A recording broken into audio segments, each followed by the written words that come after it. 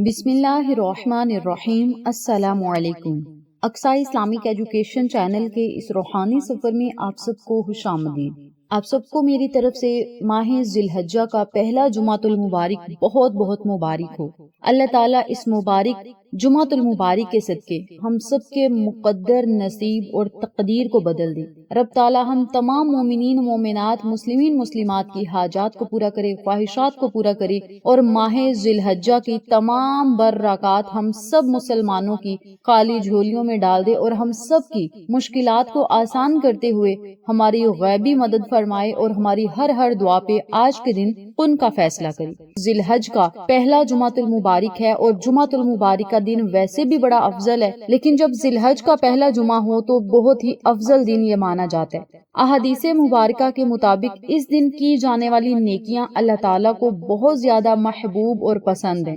جمعۃ المبارک کا دن جو کہ بذات خود سید الایام یعنی دنوں کا سردار ہے، اگر یہ مقدس دن آ جائے تو اس کی فضیلت، رحمت اور برکت کئی گنا بڑھا دی جاتی ہے۔ اس دن مانگی گئی دعائیں اور کیا گیا ذکر اللہ کے ہاں خاص شرف قبولیت پاتا ہے۔ میری پیاری بہنوں اور میرے پیارے بھائیوں، یہ وظیفہ بہت ہی مختصر اور آسان ہے، طاقتور ہے۔ آپ سب سے گزارش ہے آج کے اس بابرکت دن یعنی ذی الحجہ کے پہلے جمعہ کے دن کسی بھی ٹائم، کسی بھی وقت اس عمل کو، اس وظیفے کو آپ کر سکتے ہیں، لیکن عصر سے مغرب کے درمیان کا جو وقت ہوتا ہے، اس وقت میں خاص دعائیں اللہ تعالیٰ بہت جلد مقبول فرماتے ہیں۔ آج میں آپ کے ساتھ ماہ ذی الحجہ کے پہلے جمعۃ المبارک کے 2 نفل شیئر کروں گی، اور اس کے ساتھ جو ذکر میں آپ کو بتاؤں گی اس ذکر پاک کو کریں۔ عمل بتانے سے پہلے آپ سب سے گزارش ہے، جو لوگ میرے چینل پر نئے ہیں چینل کو ضرور سبسکرائب کر دیں، ویڈیو کو لائک کریں، شیئر کریں، بیل آئیکن کو ضرور پریس کریں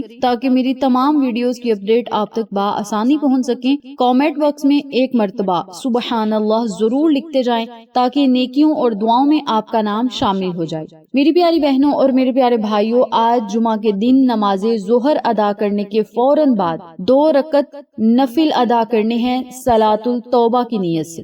2 رکعت نفل اس ترتیب سے ادا کرنے ہیں کہ سورۃ فاتحہ کے بعد 7 مرتبہ سورۃ اخلاص پڑھنی ہے، 1 مرتبہ آیت الکرسی پڑھنی ہے، پھر آپ نے رکوع سجود جانا ہے، دوسری رکعت ادا کرنی ہے، سلام پھیرنے کے بعد اسی جگہ بیٹھ کر 3 مرتبہ درود پاک پڑھنا ہے۔ درود ابراہیمی پڑھنا سب سے زیادہ افضل ہے، تو آپ نے 3 مرتبہ درود ابراہیمی پڑھنا ہے، 33 مرتبہ سبحان اللہ والحمد للہ ولا الہ الا اللہ واللہ اکبر، ان کلمات کو پڑھنے۔ ذی الحجہ کے دنوں میں ان کلمات کو کثرت سے پڑھنے کی بہت زیادہ تاکید آقا علیہ الصلوۃ والسلام نے فرمائی ہے، اور نبی کریم صلی اللہ علیہ وسلم نے ان دنوں کا یہ وظیفہ بھی بتایا ہے۔ سبحان اللہ والحمد للہ ولا الہ الا اللہ واللہ اکبر 33 مرتبہ۔ استغفر اللہ ربی، استغفر اللہ کی کوئی بھی دعا پڑھ سکتے ہیں، استغفر اللہ ربی من کل ذنب واتوب الیہ، یا پھر استغفر اللہ، کوئی بھی لفظ آپ کو آسان لگتا ہے تو آپ نے کیا کرنا ہے، 33 مرتبہ استغفر اللہ کا ذکر پاک ضرور کرنا ہے۔ جب 33 مرتبہ استغفر اللہ بھی پڑھ لیں، پھر 33 مرتبہ ہی لا الہ الا اللہ وحدہ لا شریک لہ لہ الملک ولہ الحمد وہو علی کل شیء قدیر، ان کلمات کو بھی آپ نے صرف 33 مرتبہ پڑھنا ہے۔ آخر میں پھر 3 مرتبہ درود ابراہیمی پڑھ کے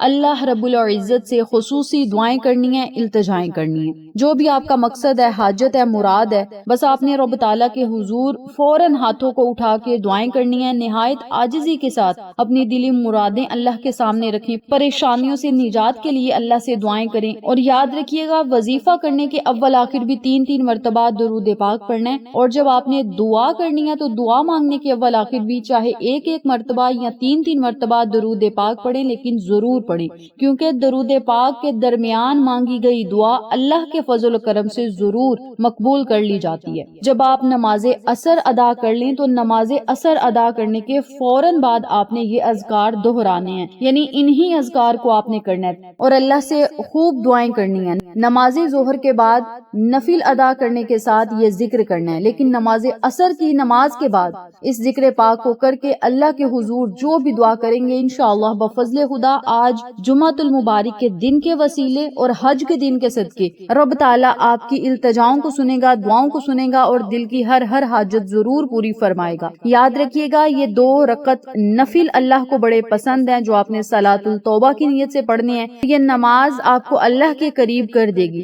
آج کے اس مبارک دن یہ عمل ضرور کریں۔ حج سے پہلے اپنے مقدر نصیب اور تقدیر کو چمکتا اور بدلتا ہوا خود اپنی آنکھوں سے دیکھیں۔ اس بابرکت عمل کو آپ خود بھی کریں، اپنے پیاروں کے ساتھ، جاننے والوں کے ساتھ ضرور شیئر کریں تاکہ تمام لوگ اس وظیفے سے مستفید ہوں، ہم سب کو صدقہ جاریہ کا ثواب ملتا رہے۔ انشاءاللہ پھر کسی نئے وظیفے یا اچھی معلومات کے ساتھ آپ کی خدمت میں حاضر ہوں گے، تب تک کے لیے اجازت دیں۔ السلام علیکم ورحمۃ اللہ وبرکاتہ۔